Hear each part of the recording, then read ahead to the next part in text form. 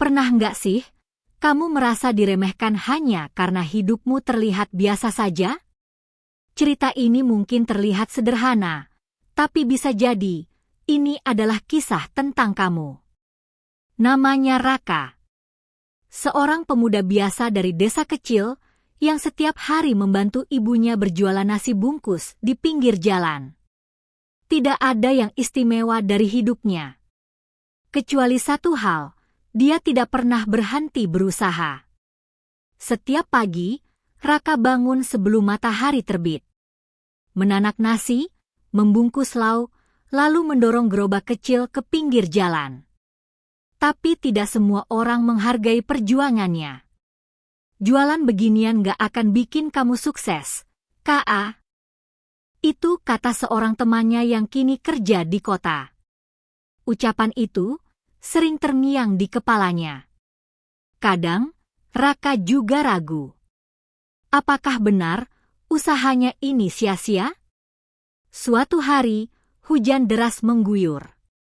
Dagangan Raka hampir tidak laku. Ia duduk termenung. Hingga seorang bapak tua datang. "Mas, nasi bungkusnya satu ya?"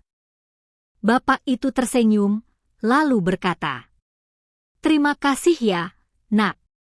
Makananmu ini satu-satunya yang bisa saya beli hari ini." Saat itu, Raka tersadar bahwa usahanya mungkin kecil di mata orang lain, tapi sangat berarti bagi seseorang. Sejak hari itu, Raka berubah. Ia mulai belajar dari internet tentang cara jualan yang lebih baik. Ia membuat menu baru, mengemas dagangannya lebih menarik, bahkan mempromosikannya lewat media sosial. Pelan-pelan, pembelinya bertambah. Beberapa bulan kemudian, gerobak kecil itu berubah menjadi warung sederhana. Orang-orang mulai datang, bukan hanya karena lapar, tapi karena penasaran. "Ini yang viral itu ya?" Raka hanya tersenyum. Teman yang dulu meremehkannya, kini justru datang dan berkata, "K.A., aku salut sama kamu." Raka akhirnya mengerti satu hal penting. Kesuksesan itu bukan tentang seberapa cepat kamu sampai, tapi seberapa kuat kamu bertahan saat diremehkan.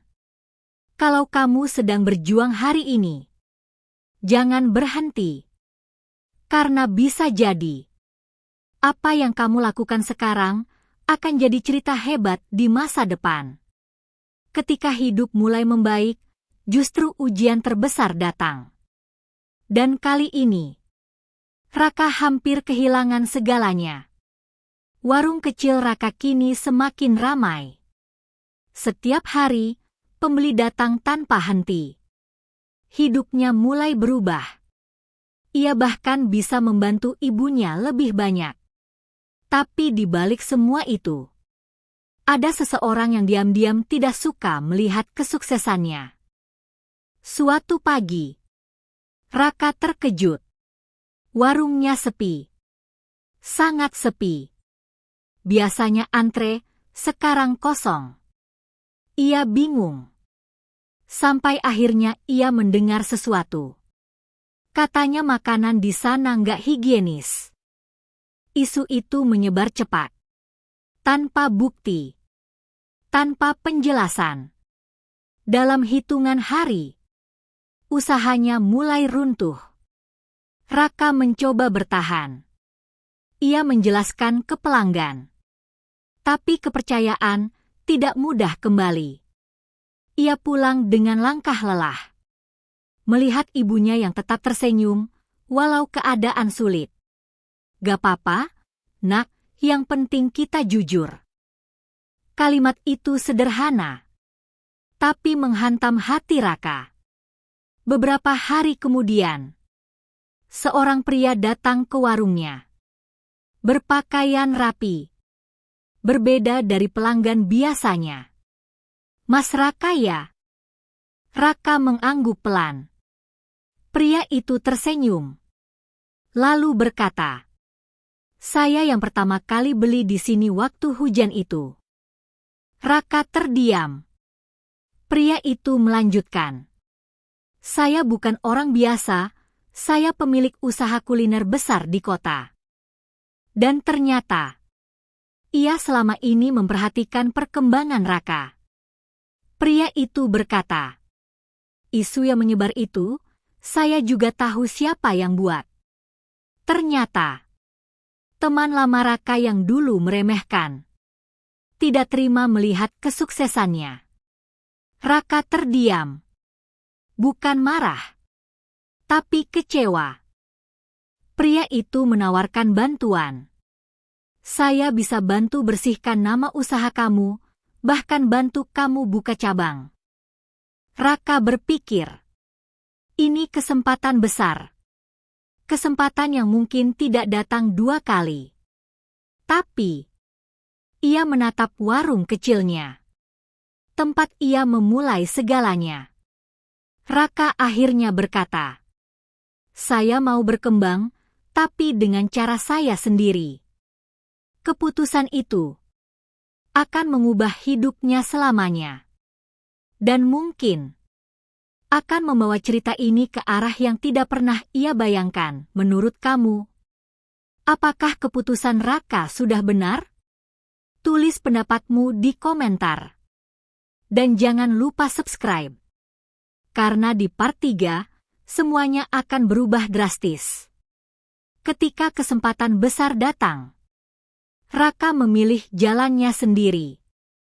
Tapi kali ini, pilihannya justru membawanya ke dunia yang jauh lebih kejam. Setelah menolak bantuan besar itu, Raka tidak berhenti. Ia justru mulai membangun usahanya perlahan. Dengan satu prinsip, jujur dan konsisten. Namun tak disangka, pria misterius itu tetap membantu, diam-diam.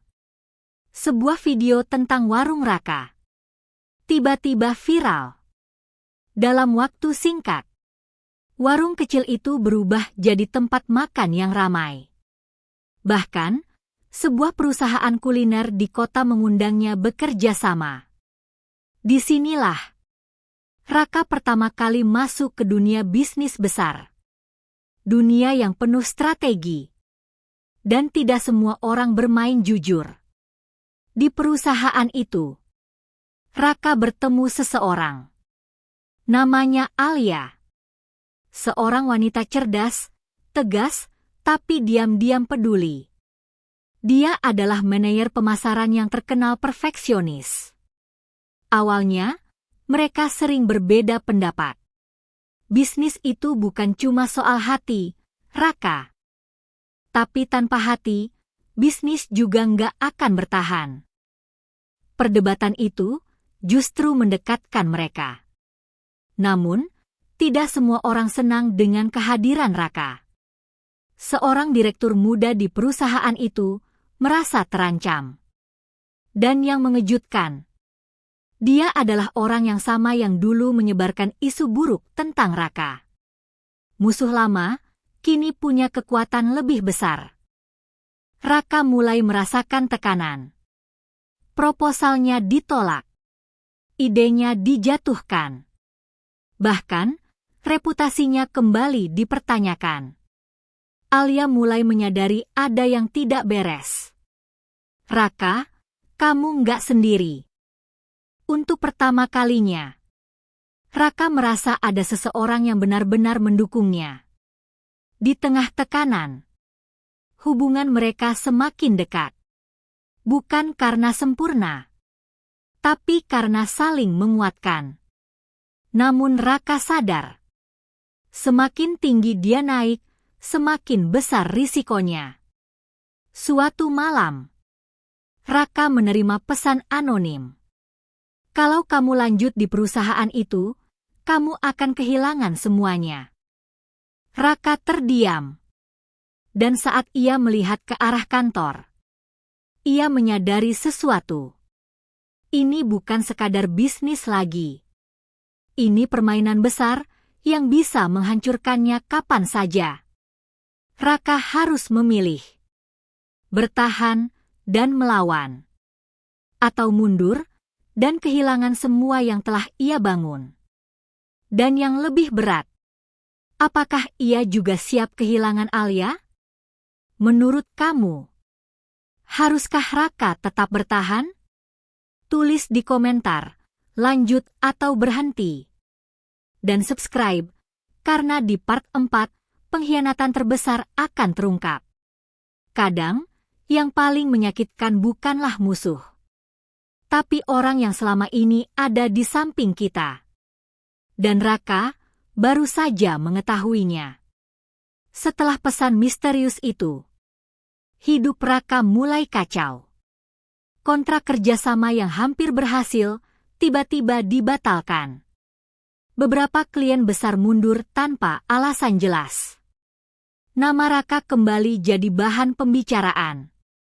Dan yang paling aneh, semua masalah itu muncul setelah Alia mulai dekat dengannya.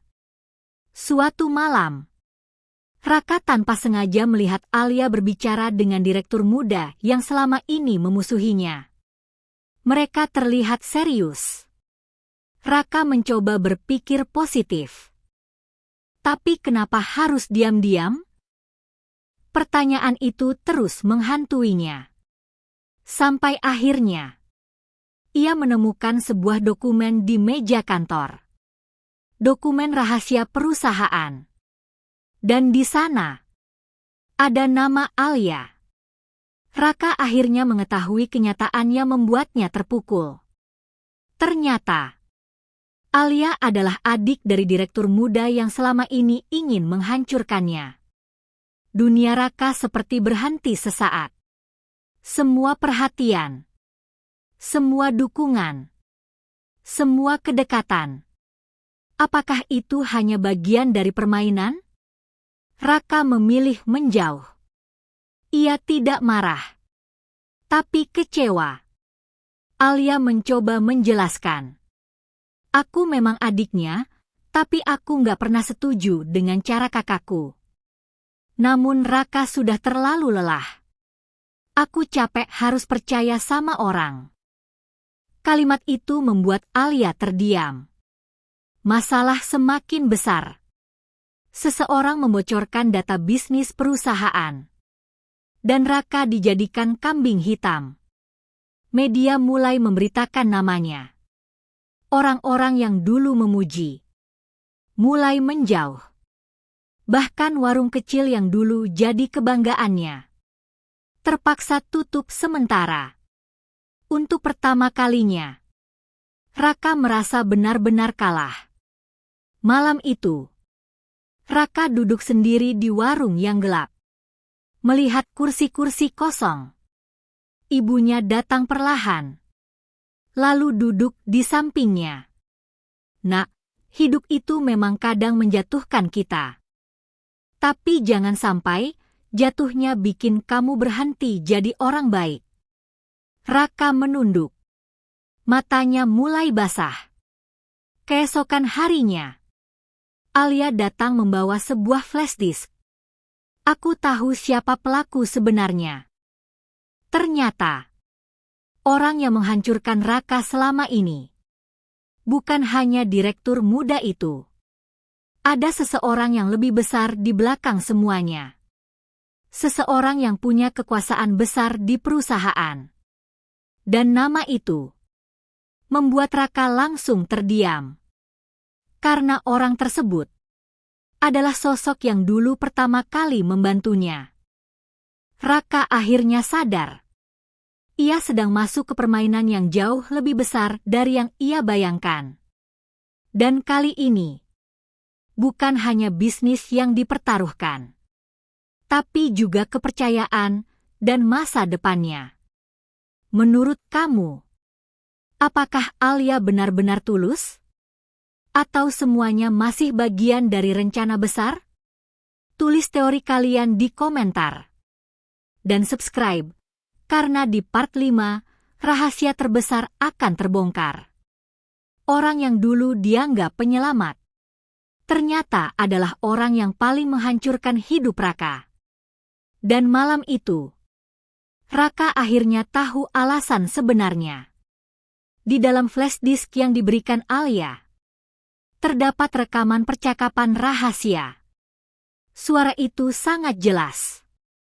Dan Raka langsung mengenalinya. Itu suara pria yang dulu membantunya saat warungnya hampir bangkrut. Pria yang selama ini ia hormati. Ternyata, pria itu sengaja membantu Raka sejak awal. Bukan karena iba. Bukan karena kagum. Tapi karena ingin menjadikan Raka wajah baru untuk bisnis besar mereka. Seseorang yang terlihat jujur, sederhana, dan disukai banyak orang. Raka hanyalah alat. Dan ketika Raka mulai sulit dikendalikan, mereka mencoba menghancurkannya perlahan. Raka terpukul. Selama ini, ia pikir kerja keraslah yang membawanya sampai titik ini. Ternyata ada permainan besar di belakang semua itu. Ia marah. Tapi lebih dari itu, ia kecewa pada dirinya sendiri. Aku terlalu gampang percaya. Alia menatap Raka dengan serius. Kita masih bisa lawan mereka. Raka tertawa kecil. Lawan? Mereka punya uang, kekuasaan, dan semua orang percaya sama mereka. Namun Alia berkata pelan. Tapi mereka nggak punya satu hal. Mereka nggak punya orang-orang yang benar-benar peduli. Kalimat itu membuat Raka tersadar. Ia mungkin tidak punya kekuasaan.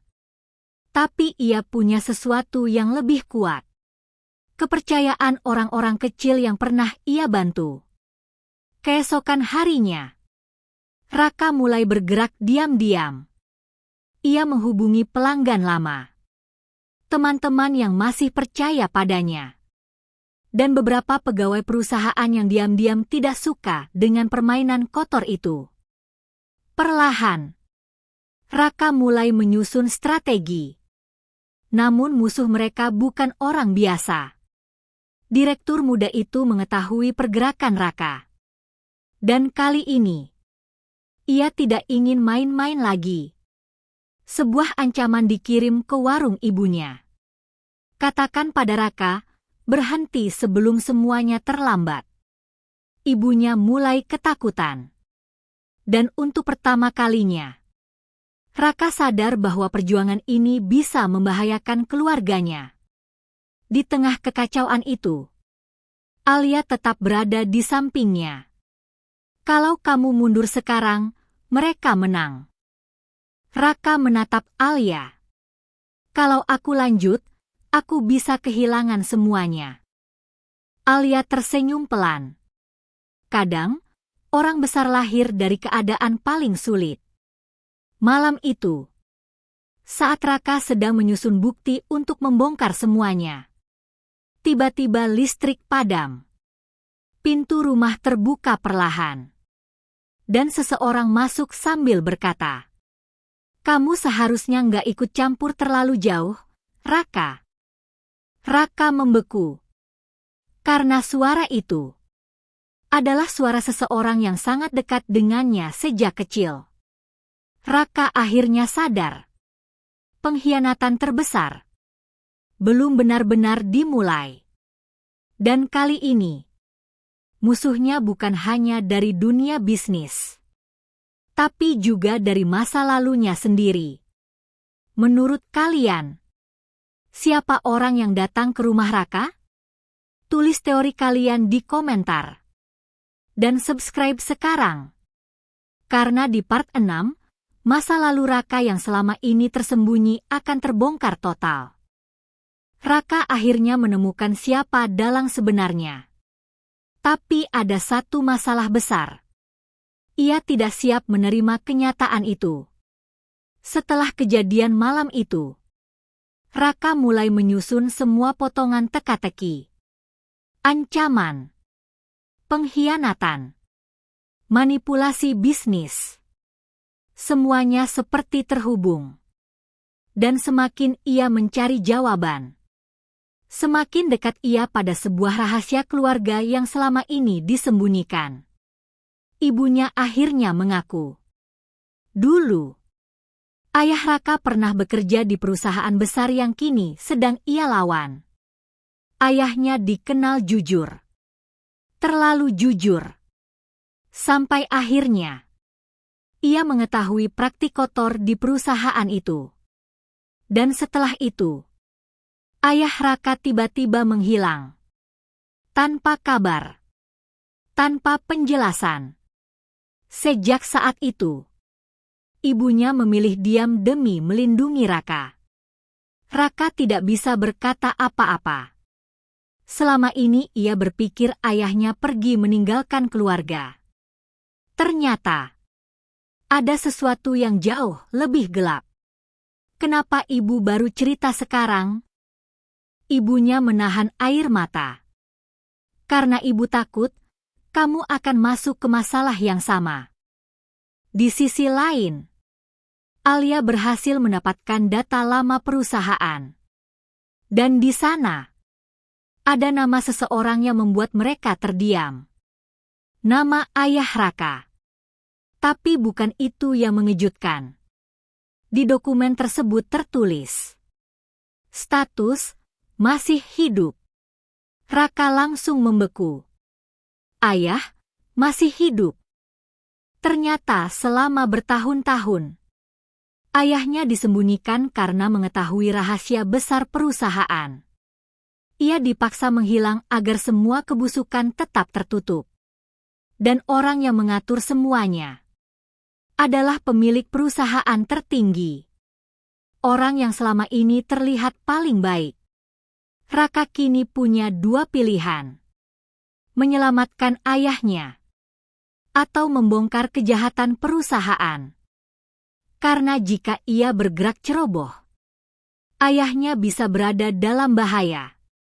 Namun jika ia diam, semua kebohongan akan terus berlanjut. Raka mulai kehilangan arah. Ia merasa semua beban terlalu berat. Namun Alia memegang tangannya dan berkata, "Kamu nggak harus hadapi semuanya sendirian." Untuk pertama kalinya, Raka merasa ada seseorang yang benar-benar menjadi rumah untuknya. Malam itu, sebuah pesan masuk ke ponsel Raka. Berisi lokasi rahasia.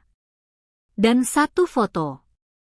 Foto seorang pria tua yang terlihat lemah, duduk di ruangan gelap. Raka langsung mengenalinya. Itu ayahnya. Namun di bawah foto itu, ada pesan yang membuat darah Raka dingin.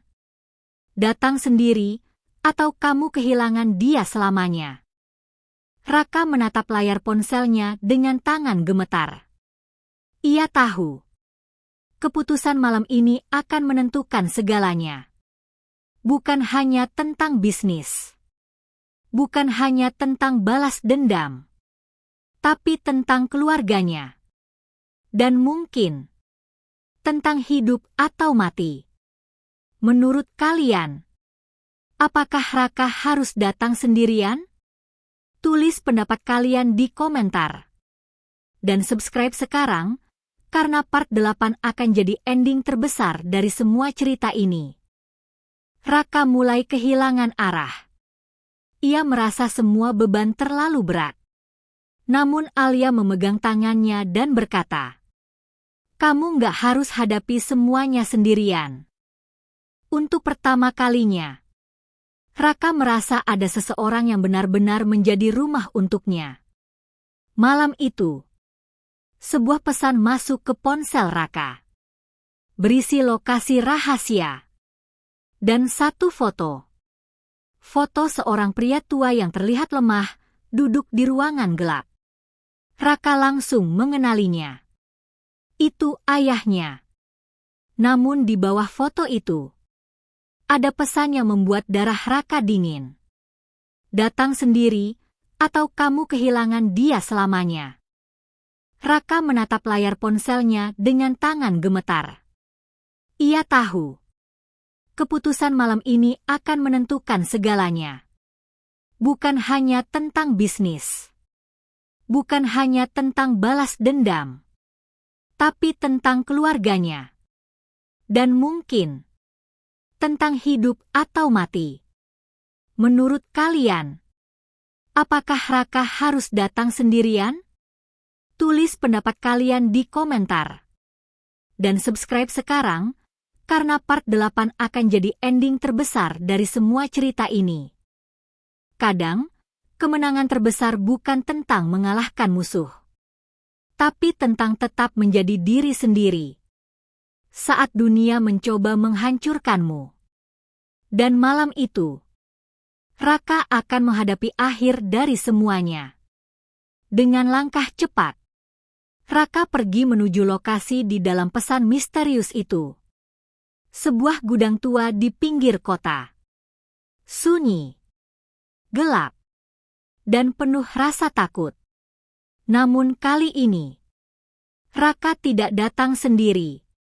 Tanpa sepengetahuannya, Alia mengikuti dari belakang. Saat pintu gudang terbuka, Raka langsung terdiam. Di depan matanya, seorang pria tua duduk lemah dengan tangan gemetar. Itu ayahnya. Untuk beberapa detik, Raka tidak mampu berkata apa-apa. Air matanya jatuh begitu saja. Ayah! Pria itu menatap Raka pelan. Lalu tersenyum kecil.